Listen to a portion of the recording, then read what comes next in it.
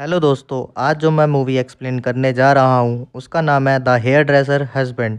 ये मूवी 1990 में रिलीज़ हुई थी। इस मूवी में आप देखने वाले हो कि एक छोटे से लड़के को कैसे हेयर ड्रेसर से प्यार हो जाता है और क्या क्या इस मूवी में आगे होने वाला है, आप इस वीडियो में देखेंगे। तो मूवी को स्टार्ट करते हैं और हम देखते हैं एक छोटे बच्चे एंडोइंग को। उसे एक हेयर ड्रेसर से बहुत ज़्यादा प्यार हो जाता है जिनका नाम मिस सोफिया होता है। मिस सोफिया कैरेक्टर से बहुत ज़्यादा नॉटी होती हैं, उनके बहुत ज़्यादा अफेयर चल रहे होते हैं। इसी बीच अपना छोटा एंडोइंग भी सोचता है कि अपना हाथ साफ कर लिया जाए।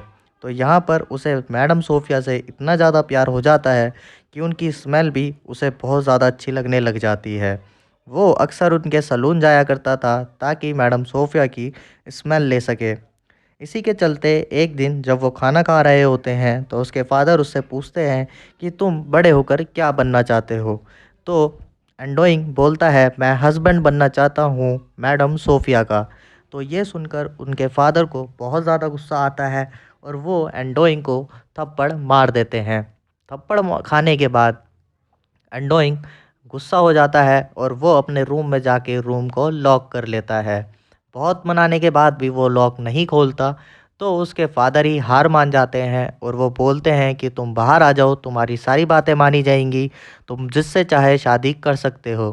ये बात सुनकर अपना छोटा एंडोइंग बहुत ज़्यादा खुश हो जाता है। वो सोचता है मैं मैडम सोफिया से शादी करूँगा और वो बाहर आ जाता है। इन्हीं सब के चलते खैर थोड़े दिन बीत जाते हैं। ऐसे ही एंडोइंग की लाइफ चलती रहती है और थोड़े दिन बाद मैडम सोफिया सुसाइड कर लेती हैं क्योंकि वो सोसाइटी की वजह से काफ़ी डिप्रेस हो गई थी। तो यहाँ पर अपना एंडोइंग बहुत ज़्यादा दुखी हो जाता है, पर उसने मन ही मन में डिसाइड कर लिया था कि वो शादी एक हेयर ड्रेसर से ही करेगा। अगले सीन में हम देखते हैं कुछ साल बाद समय बीतता है और एंडोइंग थोड़ा बूढ़ा हो जाता है। अब उसे एक हेयर ड्रेसर पसंद आ जाती है, लेकिन वो उससे बहुत ज़्यादा घबराता है कहने में। उसको डर लगता है कि पहले भी मैंने लेट कर दिया था और एक हेयर ड्रेसर ने सुसाइड कर लिया था, तो ये भी ऐसा कुछ ना कर ले। तो ये सब सोच के अपना एंडोइंग ज़्यादा देर नहीं करता और वो उसके सैलून चला जाता है। वो हेयर ड्रेसर जब उसकी सर्विस कर रही होती है तो उसी के बीच वो उसे प्रपोज़ कर देता है कि मैं तुमसे शादी करना चाहता हूँ। वो हेयर ड्रेसर मेडल्डा जिसका नाम होता है, वो इस बात का कोई भी जवाब नहीं देती और उसकी सर्विस कंप्लीट करने लग जाती है। लेकिन जैसे ही वो वहाँ से जाने वाला होता है तो मेडल्डा उसको रोक कर बोलती है कि मुझे तुम्हारा ऑफ़र बहुत पसंद आया और मैं तुमसे शादी भी करना चाहती हूँ। शादी का प्रपोज़ल सुनते ही वो दोनों भाई साहब इतने पागल हो जाते हैं कि वही किस करना शुरू कर देते हैं। फ़नी बात तो ये होती है जब एंडोइंग अपने फादर को बोलता है कि उसने एक हेयर ड्रेसर से शादी करने जा रहा है, तो ये सुनकर उसके फादर की डेथ वहीं हो जाती है क्योंकि उनको हार्ट अटैक आ जाता है। इसी के चलते 2-4 लोग ही अब उनके घर में बचे थे, तो वो लोग अब शादी करने का डिसाइड करते हैं। और भाई साहब एक और फ़नी मोमेंट यहाँ पे आती है, वो शादी भी कहाँ करते हैं मेडल्डा के सैलून में।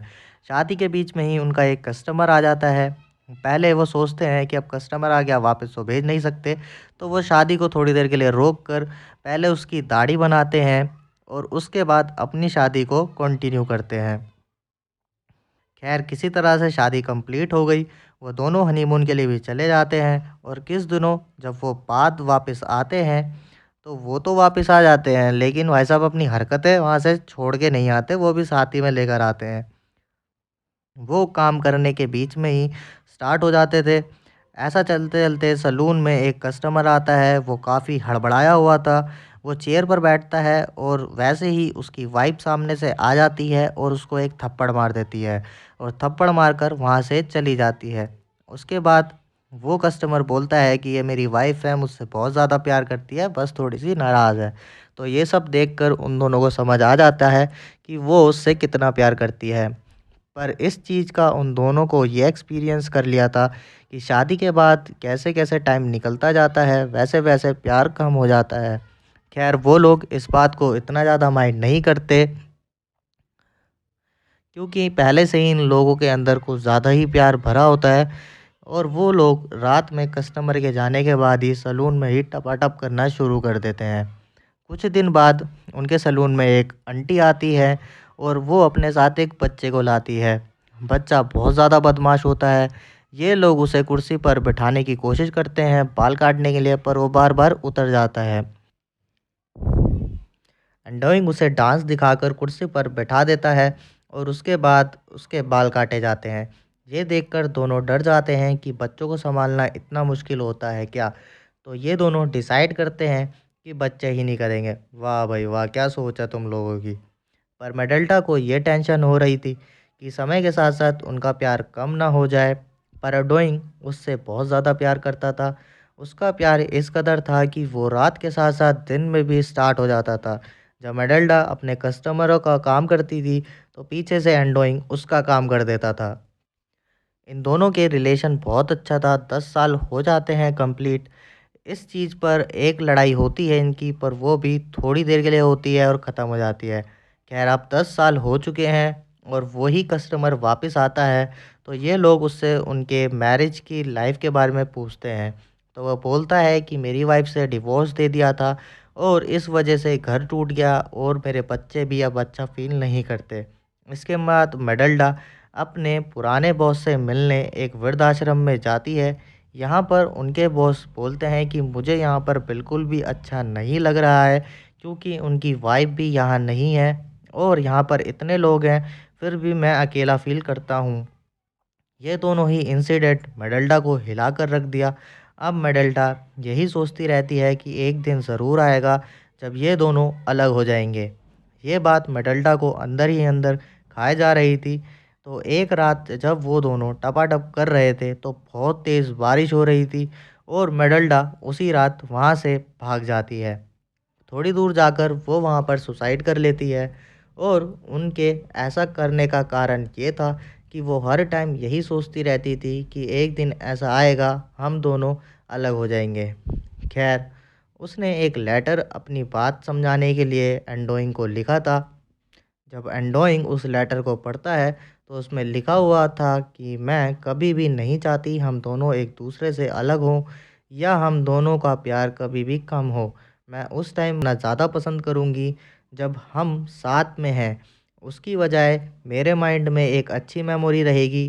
कल तुम मुझे छोड़कर चले जाओगे और मैं ऐसी मेमोरी लेके मरना नहीं चाहती।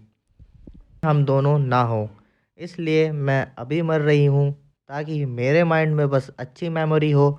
और इसके साथ वो एंडोइंग को कहती है मेरे जाने के बाद तुम दुखी मत होना और अपनी लाइफ हंसते खेलते एंजॉय करना।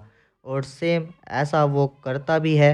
उसके जाने के बाद वो सलून संभालता है और अपनी वाइफ को हमेशा याद करता है। लेकिन वो दूसरे जब कस्टमर उसके पास आते हैं, तो हंसते खेलते बिताता है ताकि किसी को ऐसा ना लगे कि वो दुखी है। जैसे सलून के दरवाजे जब सलून के दरवाजे बंद हुए, तब हमें पता चला जैसे सलून खाली है मेडल्डा के बिना, वैसे ही एंडोइंग का दिल भी खाली है मेडल्डा के बिना।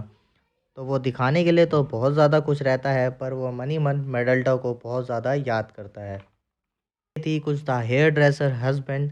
मूवी अच्छी लगे तो चैनल को सब्सक्राइब और मूवी को लाइक ज़रूर कर दीजिएगा। मिलते हैं अनदर वीडियो में।